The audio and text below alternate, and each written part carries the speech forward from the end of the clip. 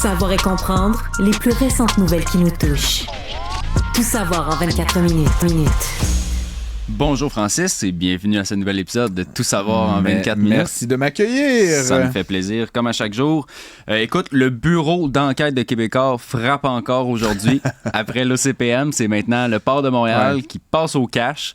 On révèle là, dans un article de notre collègue Annabelle Blais que l'ancien PDG du Port de Montréal, Martin Imblot, là, aurait dépensé jusqu'à 234 000 $ avec sa carte de crédit corporative. Donc, entre le 1er janvier 2021 et le 8 septembre 2023.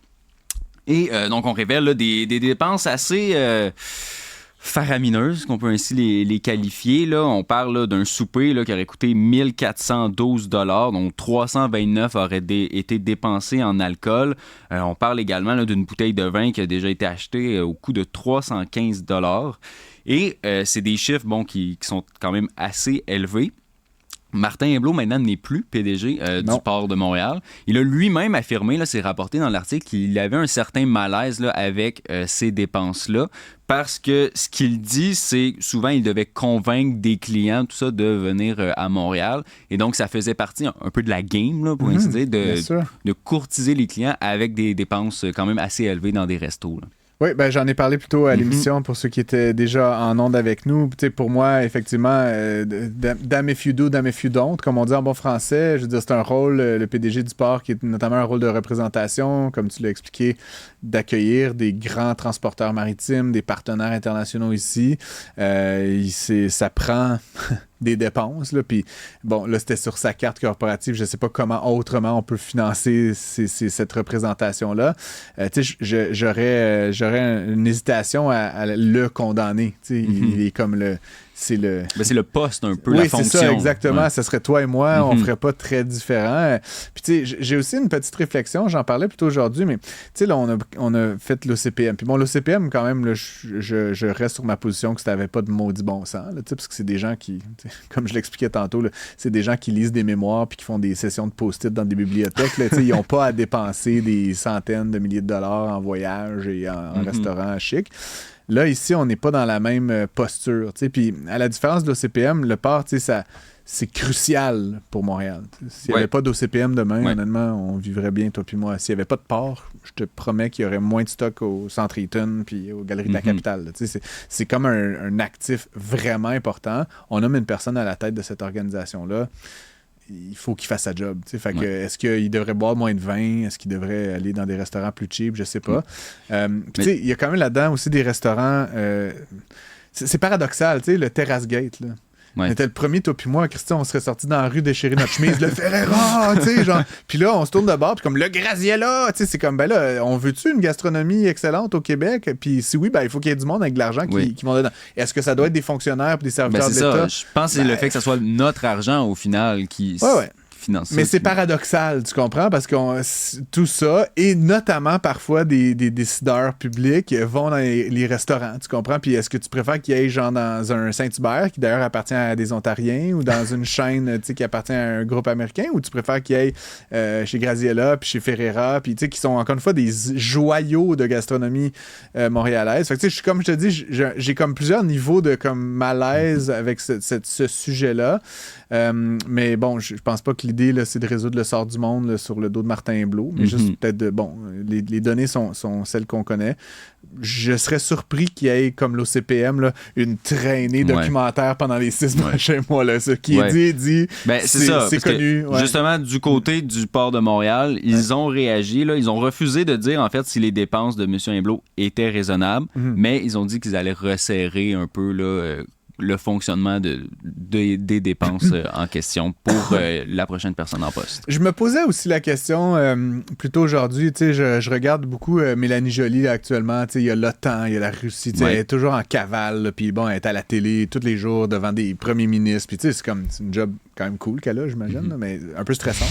Non, mais tu ferais ça, toi, aller comme serrer la main à Joe Biden, puis à Vladimir Zelensky? Peut-être pas tout de suite, là, mais d'ici un ou 2 ans. Mais tu comprends ce que je veux dire? Fait que c'est une job quand même, tu sais, avec beaucoup, beaucoup de voyages, de représentation. Puis une des observations que je faisais, c'est que à chaque fois que je la vois, elle est habillée différemment. puis c'est comme normal, là, toi puis moi, on change de linge tous les jours, mais genre, elle est tous les jours à la télé, prise en photo, et elle ne porte jamais, ou en fait, visiblement, pas dans le même mois, en tout cas, le même outfit plusieurs fois. C'est quoi son budget de vêtements, genre? Ah ouais, qui paye pour ça? Faudrait lui demander. Mais puis comme l'impression que j'ai, puis quelqu'un m'a donné une hypothèse, mais que c'est elle qui paye. Mais je suis comme sérieux, là, s'habiller différemment tous les jours, 300, puis c'est 365 jours. Là. Elle a jamais un day off. Là. C'est la 3e guerre mondiale en Russie. Elle va pas aller genre au Bahamas, au Club Med de Cuba. Là, mais ça, c'est vraiment une affaire que les filles, les femmes ont davantage. Pour de vrai, parce que les hommes peuvent remettre le même suit. Franchement, cette chemise-là est propre, mais...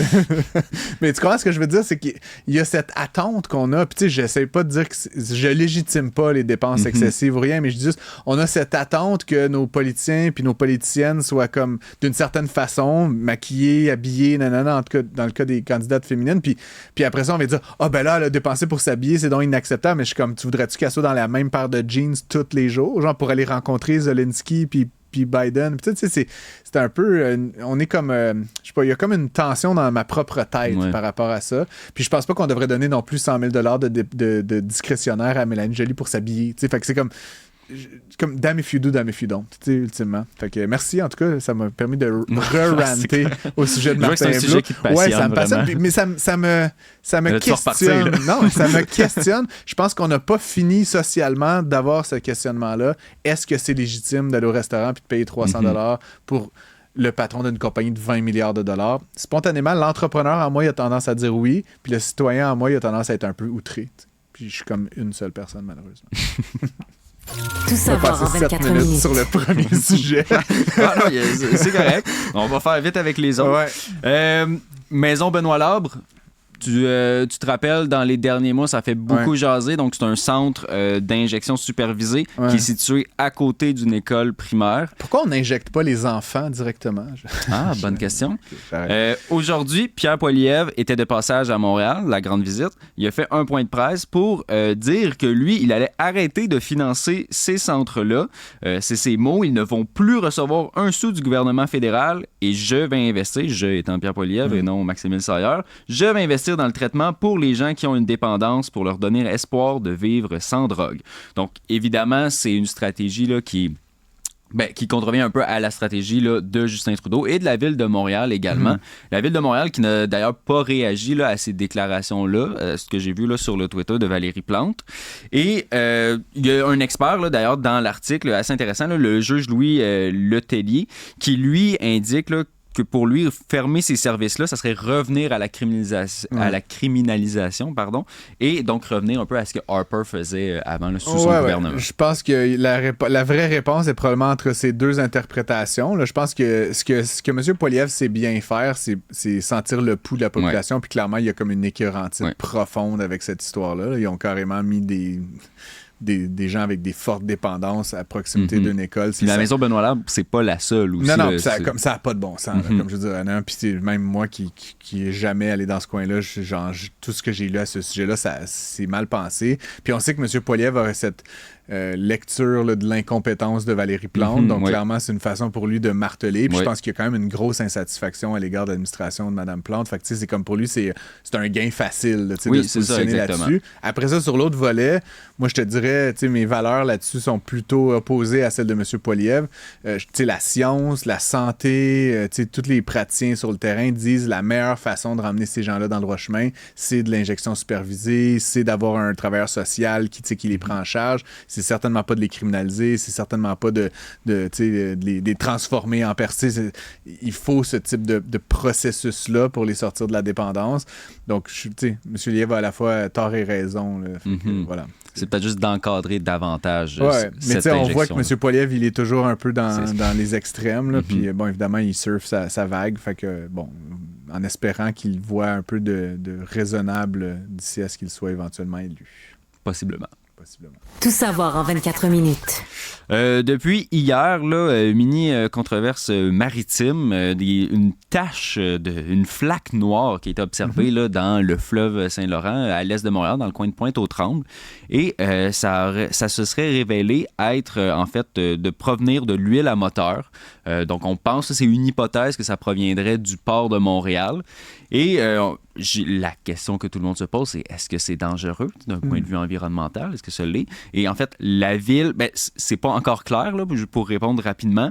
La ville a quand même décidé de fermer accès là, à ce secteur-là et décourage les gens d'aller se baigner dans ce coin-là. Mais on a quand même certains experts là, qui disent que ça pourrait causer des dommages là, d'un point de vue à la faune et la flore. J'ai eu la chance d'avoir Alain Salasius de la Fondation Rivière à l'émission un peu plus tôt. Là. Ceux et celles qui n'étaient pas à l'écoute, on peut retrouver facilement le segment sur cube.ca. Il me disait que bon, la source est inconnue, mais clairement c'était de l'huile moteur, puis c'était clairement pas une affaire de Madame Jobin là, qui avait laissé sa canisse renversée. Là. C'est des quantités industrielle, commerciale. Donc là, on ne sait pas encore une fois d'où ça provient. Il y a des opérations là, de pompage, pourrait-on dire, là, qui sont en cours. Et ça ne devrait pas avoir trop de dommages à terme là, sur la région. C'est-à-dire on devrait pouvoir enlever tout le truc, puis il y aurait de la résilience là, intégrée dans le truc. Ça reste que, puis ça c'est un fait intéressant qui m'a été partagé par M. Salasius, il n'y a pas actuellement au Québec un bon système de repérage d'énonciation. Là. Si tu vois comme quelque chose de catastrophique naturel, comme t'appelles, puis c'est peut-être le répondeur, c'est peut-être pas le bon numéro. Il n'y a pas comme une track, il n'y a pas une application, il n'y a pas... C'est pas le 911 environnemental. Puis ce qu'il me disait, c'est que des fois, des affaires de même, si tu es capable de réagir rapidement, ça minimise l'impact que ça a versus si tu attends 3, 4, une journée, 2 journées, là, ça peut éventuellement se répandre, tuer de la faune, tuer de la flore, puis même éventuellement se retrouver dans certains... dans l'eau potable ou dans d'autres trucs. Donc, on aurait tout intérêt, même la Fondation Rivière elle-même, apparemment, serait sur le point de financer éventuellement une application. Là. Donc, à voir comment ça va se faire. Mais il y a un petit apprentissage collectif là, sur ce dossier-là. On va suivre ça. Savoir et comprendre, tout savoir en 24 minutes. La maladie qui momifie, tu connais ça, Francis? Non. Ce serait en fait la sclérodermie. J'allais t'en parler avec ces mythes. Ah oui? Je trouve que tu te momifies tranquillement. Ah oui, hein, à la fin de l'été, ça va pas être drôle. Donc, ça s'appelle la sclérodermie systémique. En fait, là, c'est le vrai nom de la maladie. Et c'est en hausse au Québec chez les jeunes. Donc, c'est quand même assez inquiétant. Voici une image là, d'un peu de quoi ça a l'air. Là. Donc, c'est la peau qui va se rigidifier. Là c'est sur l'image que j'ai trouvée. Là, c'est sur les doigts, mais ça peut être sur le visage aussi. Ouais, c'est ça. Puis j'espère qu'il n'y a personne qui est en train de souper à nous écoutant. Là, on l'espère pas, en effet. Et ça a augmenté là, de 3,3% par année chez les Québécois, là, de ce qu'on a observé. Puis chez les 0 à 19 ans, donc les jeunes, là, c'est une hausse d'environ 9,5% par année là, pour la même période observée. Donc c'est quand même des chiffres, somme toute, inquiétants. Et c'est pas encore clair qu'est-ce qui cause ça. C'est ça aussi là, qui inquiète. On sait que c'est des facteurs environnementaux. Il y en a, là, il y a des experts qui parlent de pollution atmosphérique ou de pollution industrielle qui pourrait causer ça, parce que les cas observés, ça s'est produit dans des régions là, où il y a plus d'industrie, là, comme l'Est du Québec et le Nord également. Intéressant. Mais c'est ça, à suivre, il y a encore beaucoup de flou là, autour de qu'est-ce qui peut causer. Est-ce que ça se soigne? Est-ce qu'on sait si... c'est pas clair. Je dois t'avouer. Là, je veux pas te mettre dans le trou, mais fait que c'est comme un... Puis c'est donc le durcissement de la peau. Oui, mais ce matin, à l'émission d'Alexandre Moranville, à Cube, il a reçu un expert pour en parler. Donc, je vous invite à écouter l'épisode. Ça va sûrement répondre... Il y a de bonnes pistes de réponse là-dedans. Merci. Ça va sûrement répondre à toutes vos questions. Merci, sur la maladie. Maximile. Actualité. Et le futur est maintenant, Francis. Des scientifiques mettent au point une tenue d'astronaute pour changer l'urine en eau potable. Ça. Oui. Excellent. Donc maintenant, les astronautes, ils vont pouvoir faire pipi dans leur soute, dans leur combinaison, et ça va être réutilisé là, à travers un mécanisme pour qu'ils vont pouvoir le réingérer à nouveau pour le boire. C'est ça exactement. Parce que jusqu'à maintenant, ils pouvaient seulement traîner là, jusqu'à 1 litre d'eau, c'est ça, dans leur sac, dans leur combinaison, lorsqu'ils sortaient. Sauf que c'était insuffisant parce que souvent, c'était des sorties de comme 10 heures qu'ils faisaient là, dans leur combinaison. Donc là, maintenant, là, la nouvelle combinaison qui a été mise en place là, par des chercheurs américains, bien, ça va permettre de récolter l'urine, jusqu'à 500 ml d'urine, puis ça va prendre 5 minutes qu'on explique. Puis ça va être enrichi d'électrolytes. Ça va donner une sorte de boisson énergisante qu'ils vont pouvoir ingérer. Donc, est-ce que ça Red leur Bull donne les yeux bleus, tu tu penses, oui, éventuellement? C'est comme je ça. savais que tu en irais là. Ça fait très Doom, en effet. Oui, ben c'est ça, exactement. On va pouvoir collecter les épices spatiales grâce à ce dispositif. Oui, la guerre galactique est à nos portes. Écoute, je suis partant. Tout savoir en 24 minutes. Elon Musk, encore dans l'embarras. L'Union européenne l'accuse d'induire les internautes en erreur avec les crochets bleus sur X, anciennement Twitter. Yes. Donc, en fait, ce qu'on explique, là, c'est que tout ce qui est les crochets bleus, là, ça contreviendrait aux règles de l'Union européenne, selon lesquelles les personnes ou les pages, là, peu importe, qui ont des crochets bleus, ça devrait partager des informations vérifiables et crédibles. Sauf que le problème... Des informations ou des sources? Je pense que c'est les sources. Oui, ça devrait être des sources, oui, en effet. Ça devrait être des sources fiables. Sauf que le problème, comme tu le sais, c'est que n'importe qui a de l'argent peut payer pour pouvoir avoir accès à ce fameux crochet bleu. C'est pas tellement, entre guillemets, de l'argent. Je veux dire, c'est la différence entre les gens, les abonnés payants et les abonnés normaux, c'est ça? Je pense que c'est comme 8$ par mois, t'as le crochet bleu, là, non? C'était ça l'affaire. Oui, mais dans le sens que c'est une pas question comme de l'argent, là, tu sais, je voulais juste comme... Ouais, c'est comme un abonnement mensuel, c'est comme s'abonner à Spotify là, ou à n'importe quel service, tu t'abonnes à X, puis tu as le droit au crochet bleu automatiquement, que tu sois le pire des informateurs ou la BBC. Là, C'est ça, exactement. Donc, c'est ça. Faut dire que l'Union européenne est quand même assez sévère là, en ce qui a trait de tout ce qui est sur Internet, contrairement en Amérique du Nord, où il y a davantage de laisser aller par rapport à ça. D'ailleurs, là, en ce moment, l'Union européenne se penche sur TikTok, AliExpress, Meta, et TikTok a même été contraint là, de suspendre une fonction qui récompensait les utilisateurs à l'utiliser de plus en plus longtemps. Okay. Donc, pour lutter un peu comme la cyberdépendance. L'affaire, je trouve ça un peu drôle. Je lisais l'article. Le crochet bleu, c'est quoi? Y a-tu comme un droit de propriété intellectuelle sur le crochet bleu, puis le crochet... Tu sais, si, mettons que le crochet devient rouge, c'est-tu correct? Ou comme... Je comprends. C'est quoi cette règle-là? Genre que le crochet bleu, c'est supposé être des sources d'informations vérifiables. Si je te mets un X vert, c'est-tu mieux? Genre, comme si c'est devenu dans l'imaginaire que ça devait être une source vérifiable. Je sais pas d'où ça provient exactement. Sur LinkedIn, mettons, là, moi, je paye un petit abonnement là, pour voir qui voit mon profil, etc. T'as comme un carré jaune là, qui dit « First ». Tu sais, t'es comme dans les top utilisateurs de LinkedIn, mais est-ce que le carré jaune, c'est mieux que le crochet bleu?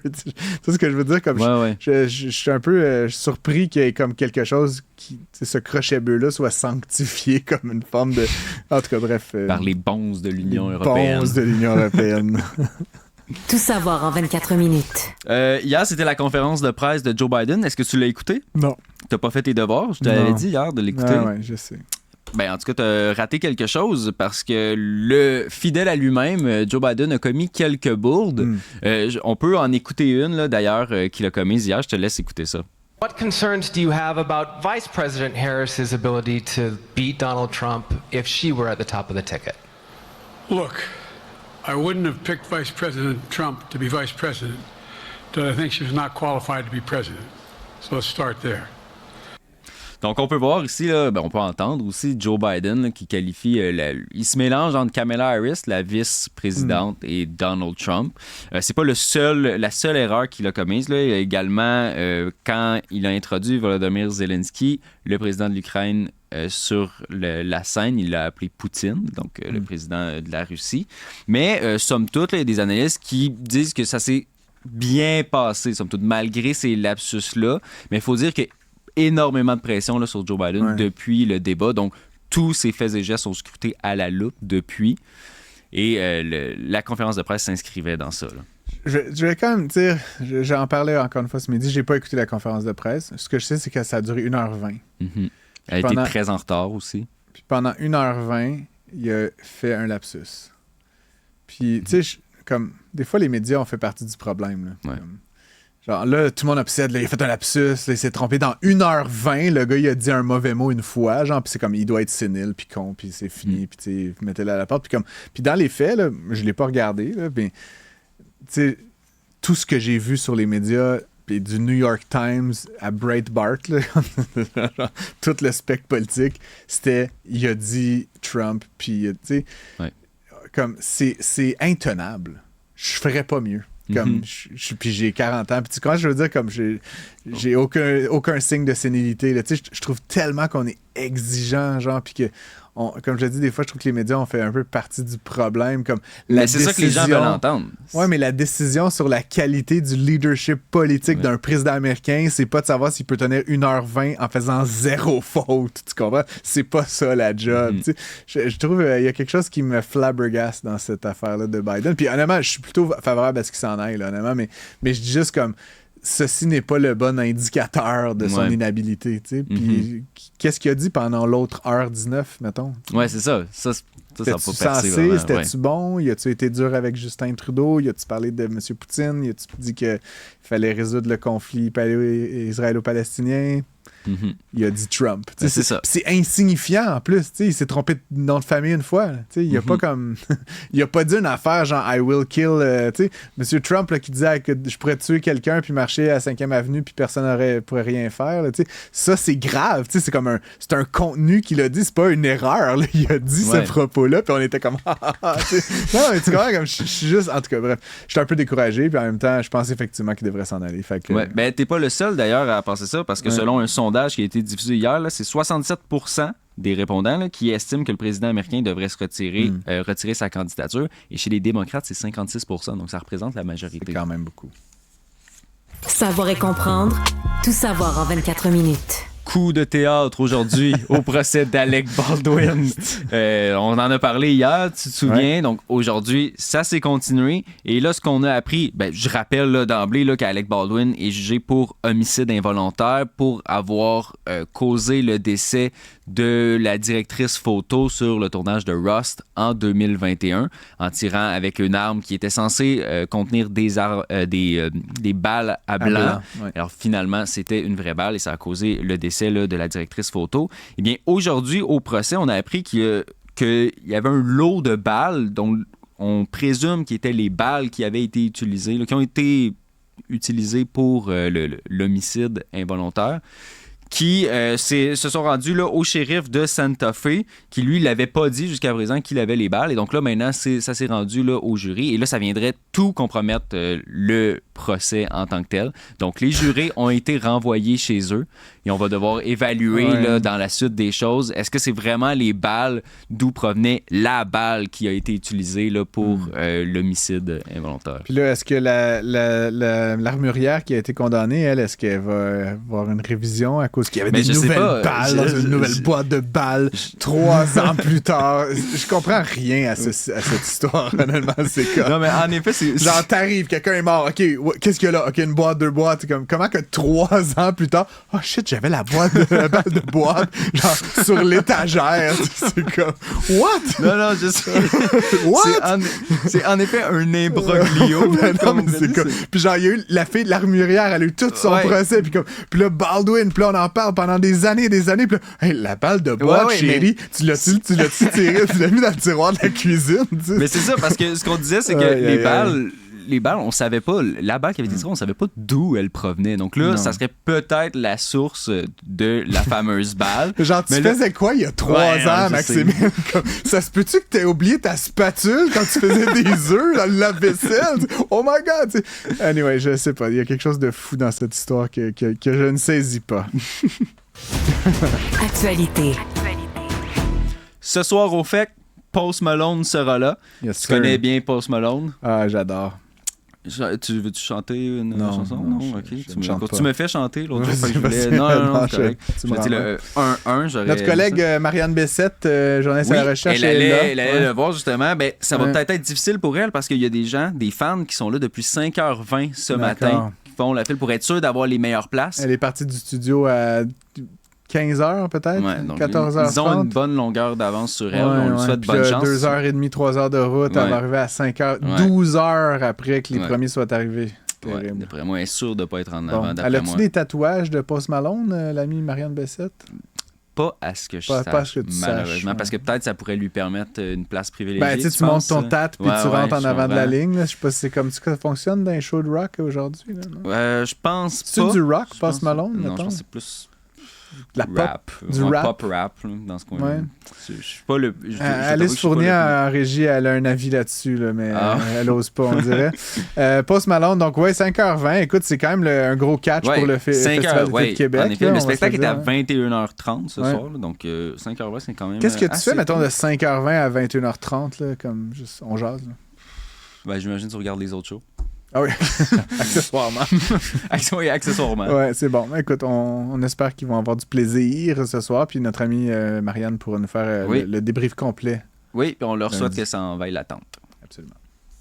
Tout savoir en 24 minutes. Et je finis avec une nouvelle très importante. Demain se tiendra la course des glorieux triporteurs. C'est à Hochelaga, à la place Simon-Valois. Et donc, des gens, ça met en place des gens, des sportifs en triporteurs qui font une course. Donc, c'est 12 sportifs qui se livreront une bataille effrénée à Hochelaga.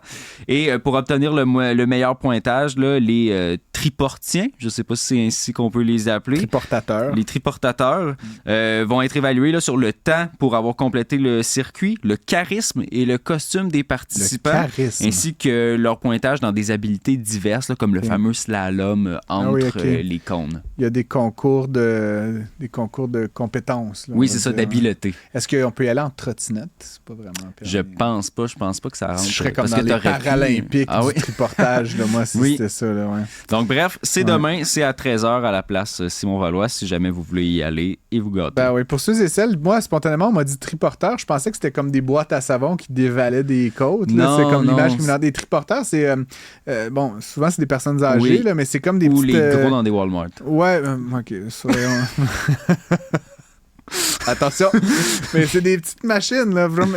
Mais il y en a à 4 roues de ça. Oui, c'est ça. Les quadriporteurs aussi là, sont... Les quadriporteurs, oui, c'est ça, excuse-moi, j'étais tellement fasciné par le concept de course de triporteur que je t'écoutais à moitié. Mais oui, les quadriporteurs sont dans une classe aussi. À part? Non, je pense que c'est dans la même... Okay. Moi, ma question, en fait, c'est que je me demande, est-ce que il y a une évaluation avant des véhicules? Parce qu'il y en a qui peuvent, j'imagine, modifier leur véhicule. C'est un peu comme aux 24 heures Le Mans. Tu as les LMS puis les Hypercars là, qui rivalisent sur la même piste. Tu suis le Mans, j'imagine, chaque année. Là, évidemment. Mais tu sais, t'as comme 2 catégories de voitures sur la même piste Le Mans pendant 24 heures. Tu as des genres de Porsche modifiés, puis tu as vraiment des Hypercars. Puis évidemment, il y en a une qui va, mettons, à 400 km/h, puis l'autre qui va juste à 360. Mais comme tout le long, ils sont sur la même piste, mais genre les plus rapides dépassent constamment les plus lentes. Mais ils font comme 2 courses différentes. Sur la même piste, c'est un peu bizarre. Okay. Fait que je sais pas, peut-être les quadriporteurs... Mais ils sont pas classés dans les mêmes catégories. Il y a le gagnant LMS puis le gagnant Hypercar, mais fait que c'est un peu ça, le triporteur, quadriporteur, finalement. C'est comme Le Mans, mais version Hochelag, genre. Ouais, j'imagine. Je pense que c'est la meilleure comparaison. On parle de Formule 1, puis de sport, puis de combinaison spatiale à l'émission. Franchement, j'adore ça. Moi aussi. On a résumé l'actualité en beaucoup plus que 24 minutes, mais c'était de bon augure, puis c'est vendredi après tout. Fait qu'on se fait plaisir. Merci, Maximile.